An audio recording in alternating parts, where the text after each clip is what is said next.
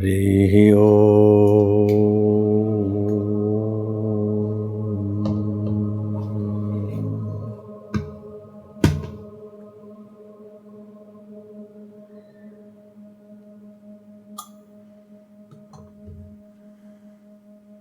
हरि ओम।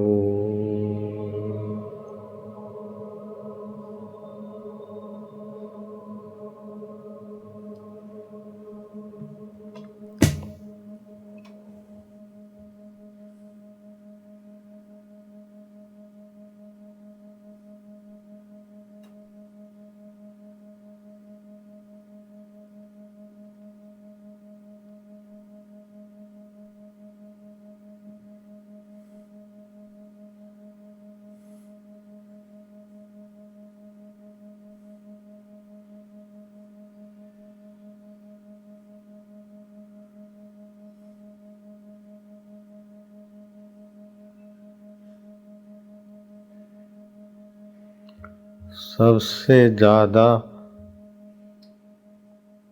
सहनशील कौन? सबसे ज्यादा सहनशील कौन? सबसे ज्यादा उदार कौन? सबसे ज्यादा हितैषी कौन? सबसे ज्यादा शाश्वत कौन? सबसे ज्यादा निकट कौन? सबसे ज्यादा दूर कौन?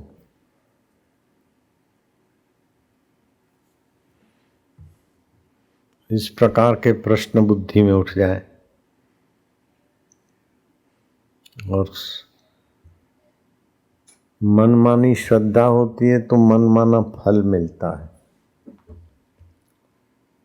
और मन थोड़ी सीमा में ही होता है।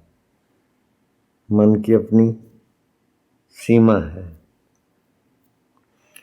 और श्रद्धा सात्विक राजस तामस ऐसा ही फल होता है। आप देवता किसी देवता को रिझाते और फल चाहते हैं, तो जैसे किसी मिनिस्टर को रिझाया तो 5 साल की कुर्सी है, तो 5 साल की कुर्सी है, 10 साल के उसकी पावर, 15 साल के, फिर दूसरा कोई सरकार दूसरा कायदा है कि गया। तो जितनी आयुष्य वाला होगा पद उतना ही आपको फायदा होगा। तो देवता लोग, ब्रह्मा जी के एक दिन में 14 इंद्र बदलते।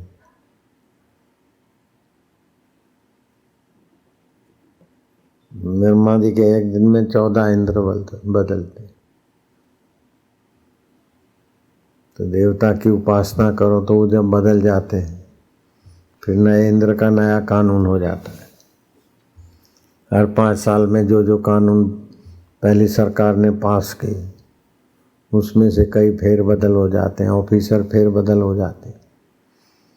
ये ऑफिसर अपना है, ये अपना है, ये फलाने का दायां हाथ है, फलाने का दायां हाथ। करते करते खुशामद खोरी करते करते भीख मांगते मांगते उनका आश्रय लेते लेते आखिर देखो तो निराश। तो सवाल है सबसे अधिक सहन शक्ति किसमें? सहनशील कौन? सबसे अधिक निकट कौन? सबसे अधिक सहन शक्ति भगवान में है, भगवान में हो। उड़िया बाबा कोई अस्पताल में ले गया था, बाबा हमारा अस्पताल में, बड़ी कोई अस्पताल सिविल बिविल होगी। अस्पताल से जब लौटे तो बाबा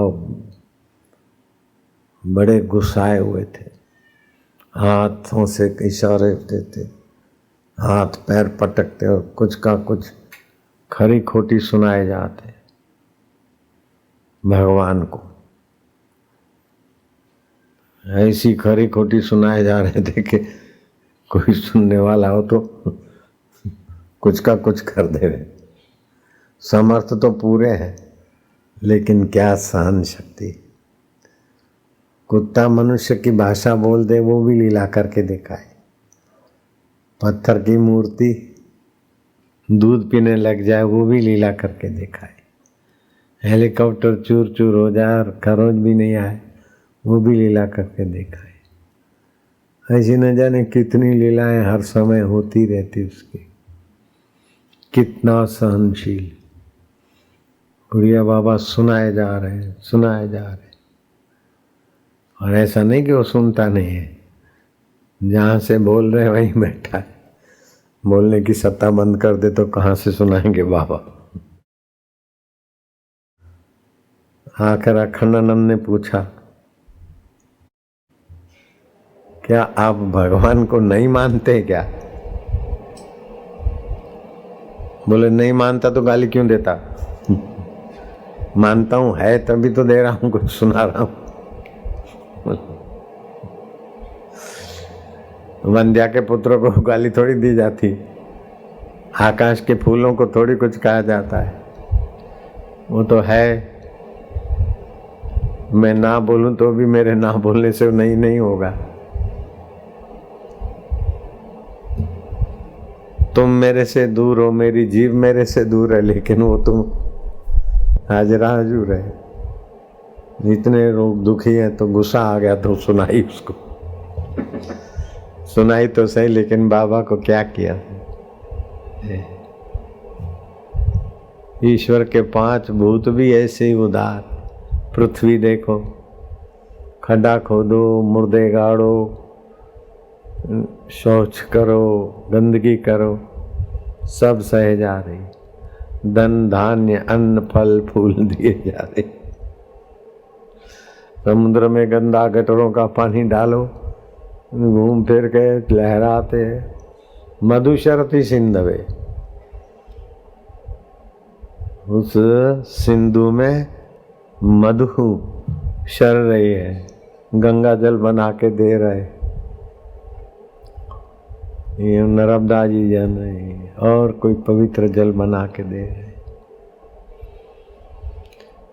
हे, सबसे अधिक से अधिक सहन शक्ति है तो परमात्मा तुम्हारी। छोटी बुद्धि होती है ना तो छोटे छोटे ग्राम देवता को मानते, कोई स्थान देवता को मानते, कोई कुल देवता को मानते, कोई किसी देवता को मानते। छोटी छोटी मति है तो छोटे छोटे देव में अटक जाती है। अब पता नहीं वो कुल देवता कब मर जाए, कब ग्राम देवता मर जाए। अब ये पता नहीं है कि कुल देवता के द्वारा, ग्राम देवता के द्वारा कुछ भी कृपा होगी तो उसी की होगी, सत्ता होगी तो उसी की होगी, संकल्प सामर्थ्य होगा तो उसी का होगा।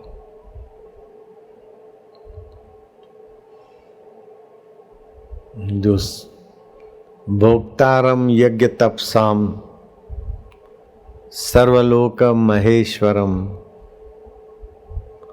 सुहृदम सर्वभूतानाम ज्ञात्वा माम शांति मृच्छति। सारे यज्ञ और तपों के फल का भोक्ता मैं हूँ। इंद्राय स्वाहा, इंद्राय स्वाहा, मैं ही भोग रहा हूँ। इंद्र के पीछे चक्कर क्यों काट रहे हो? इदम वरुणाय, वरुणाय स्वाहा, इदम कुबेराय, कुबेराय स्वाहा। ये एकदम मातृपिंड करो, पितृपिंड करो, यक्षों को दो, लेकिन सबके अंदर अंतरात्म रूप से तो मैं हूँ। और किसी के द्वारा भी वरदान आशीर्वाद मिलता है तो मैं ही दे रहा हूँ, लेकिन उन छोटे छोटे आकृतियों में रहे तो फिर छोटा छोटा खत्म हुआ तो तुम्हारा उपलब्धि भी खत्म हुई। उन सब में मैं हूँ। भोक्तारम यज्ञ तपसाम सर्वलोकम महेश्वर। ईश्वर तो बहुत है, एक एक सृष्टि के अलग अलग ईश्वर है। सृष्टियाँ कितनी है कोई पार नहीं है, लेकिन उन सब सृष्टियों के ईश्वरों का ईश्वर अंतर्यामी आत्मा में महेश्वर हूँ। और कैसा हूँ? सुहृदम सर्वभूतानाम, प्राणी मात्र का सुहृद हूं, अकारण हित करने वाला। सुहृदम सर्वभूतानां ज्ञात्वा माम शांति मृच्छति। प्राणी मात्र का मैं सुहृद हूं, ऐसा जो मुझे जानता है उसे शांति प्राप्त होती है। तो बस इतना पक्का करो कि सारे भगवान, सारे देवता, सारे यक्ष राक्षस किन्नर, सारे के सारे देवता भगवान गुरु सब के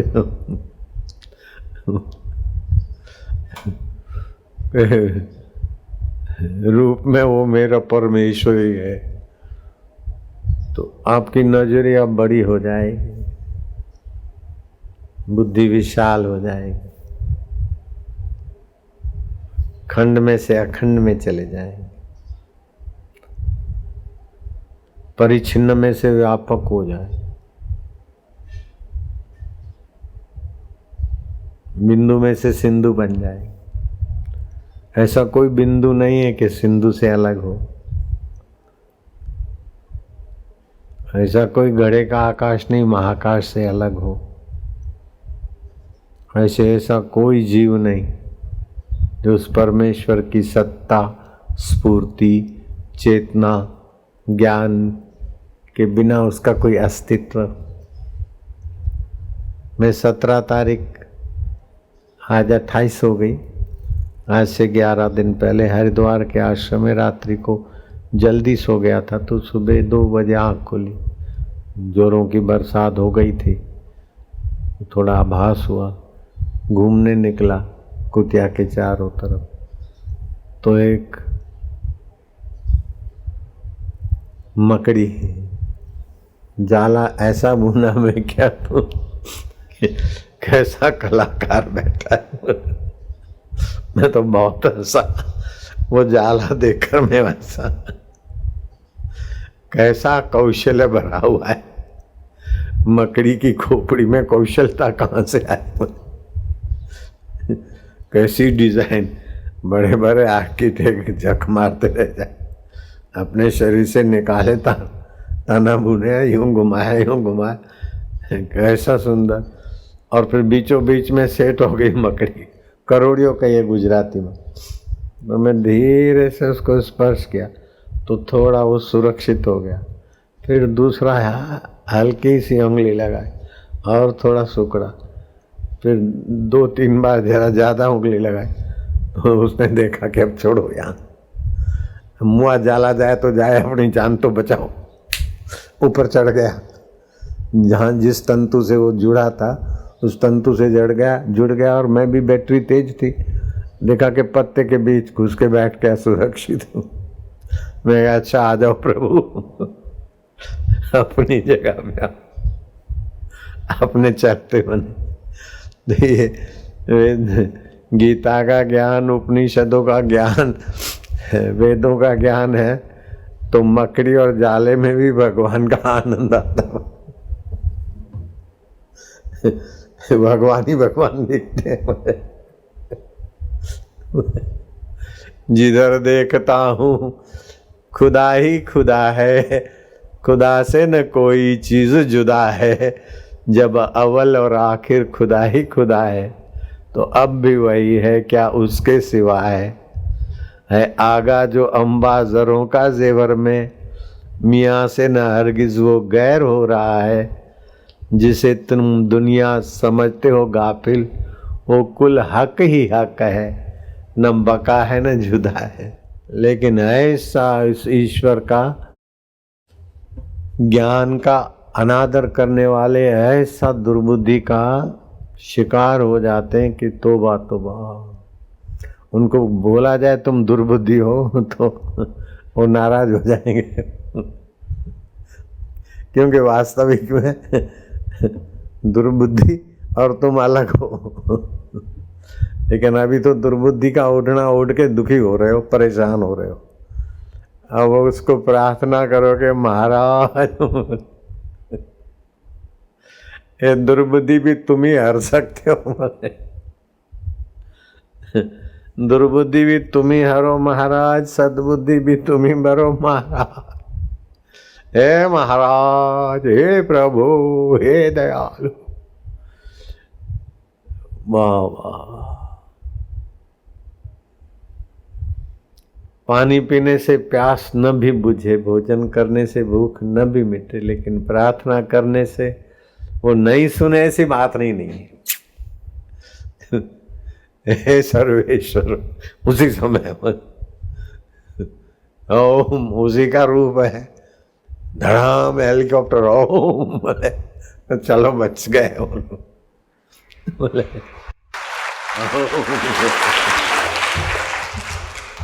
मैंने कल रात को बताया था, इलाहाबाद का सत्संग पूरा करके 11:16 पर हम कार में बैठे थे, स्टेज से कार चल पड़ी थी, तो हवाई जहाज पकड़ना था।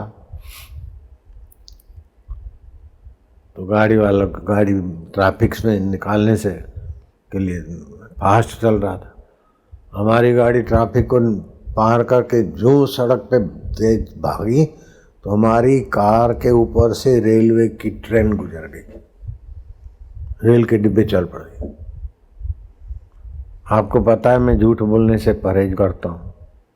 मेरी कार के ऊपर से रेल गुजर गई।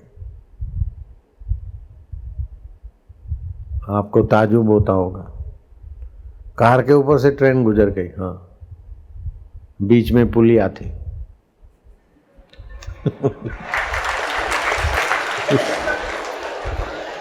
हमारी गाड़ी की छत और ट्रेन के पहियों के बीच पुलिया थी। पुलिया पे पटरियां बिछी थी। वो तो दिखती है निगुड़ी पुलिया, लेकिन वो हेलीकॉप्टर और हमारे बीच से हादसा गुजर हो गया और कुछ नहीं हुआ। उसकी करुणा की पुलिया थी, वो इन आंखों से नहीं दिखती। वो तो वही आंख दे तब दिखता है कि आहा। गोरखनाथ ने कहा, कौन है आज्ञाकारी शिष्य पेड़ पे चढ़ जाए?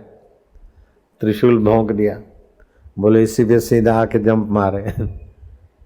गुरुजी का चेला हूँ, गुरुजी गुरुजी गुरुजी, बस गुरुजी गुरुजी। त्रिशूल भोंक दिया, धरती में गाड़ दिया। ऊंचे पेड़ पर चढ़ के उसी डाले पर खड़ा रहे जो सीधा त्रिशूल पे आके गिरे। जो है तो चढ़ जाओ, ऐसा करके गोरखनाथ चल दिए थोड़ा आगे।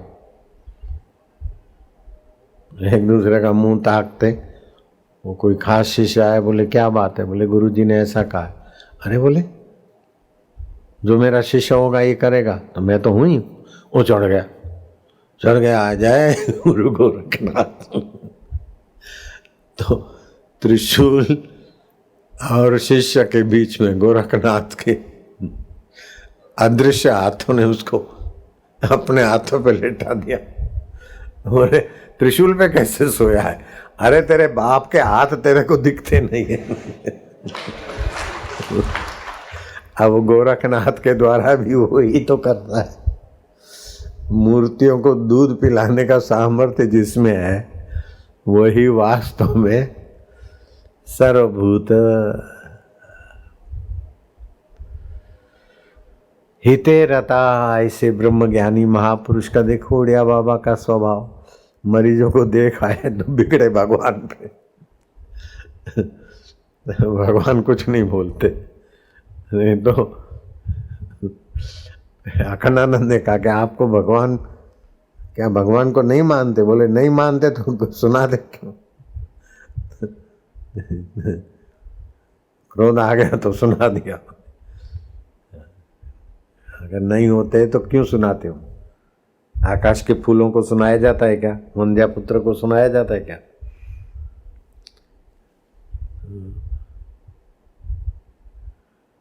कितनी सहन शक्ति! सबसे बड़े में बड़ी सहन शक्ति है तो प्रभु तुम्हारी, और तुम्हारी सहन शक्ति का अंश मेरी माँ में है। मेरी माँ, मैया मैया मैया मैया, मामा मम्मी मम्मी मम्मी, ईश्वर की सहन शक्ति का अंश तेरे में है। हम दूध पीते पीते काट देते, तूने बर्दाश्त किया। नाखून लगा तेरा मुझे, तूने बर्दाश्त किया। सोते सोते डबल सिंगल करते, तू गीले में पेशाब वाले में सोती, हमको सूखे सुता है सुलाती। हे सहन शक्ति और उदारता ईश्वर की है माँ तेरे में। ओ मेरी माँ, तेरे में ईश्वर है। मेरा ईश्वर का स्वभाव देख तेरे में छुपा है। ऐसे ही मेरी पृथ्वी माँ, उसका स्वभाव तेरे में छुपा है। वही चाहे कुछ भी करो, भला ही भला, भला ही भला, भले। आपकी नजर से तो मैं तो बड़ा संत आदमी बापू जी हूं, लेकिन मैं अपना देखूं तो कुछ भी नहीं। फिर भी धड़ाक दुम अल्लाह गोद में बैठो, बापू जी बेटे जी सब जी। खाली सहन शक्ति ऐसी बात नहीं है, सुहृद भी है, सुहृद भी है, हितैषी भी है। हाँ हाँ, सुहृदम सर्वभूतानाम ज्ञात्वा माम शांति मृच्छति। जो एक दूसरे की बुराई करके मैनेजमेंट करना चाहते, वो दो कौड़ी की भी अक्ल नहीं रखते। राग द्वेष निंदा, बुद्धि मारी गई। हाँ, क्या आनंदमय ब्रह्म बरस रहा है, क्या पत्ते पत्ते में उसका कला कौशल्य है, क्या करोड़िये में मकड़ी के जाले बनाने में उसकी कला कुशलता है। वो देख देख के आनंद ले, सबसे सुहृदता करके उसके सुहृद स्वभाव को जगा। जो भगवान का स्वभाव है वो उसका अंश तुम्हारे में छुपा है, उसको छोड़कर तामसी राजसी अंश में क्यों उलझते हो। ये झगड़ा लड़ाई निंदा ये राजसी तामसी दुर्गुण है, प्रकृति का है। परमात्मा का तो अपना स्वभाव है। अब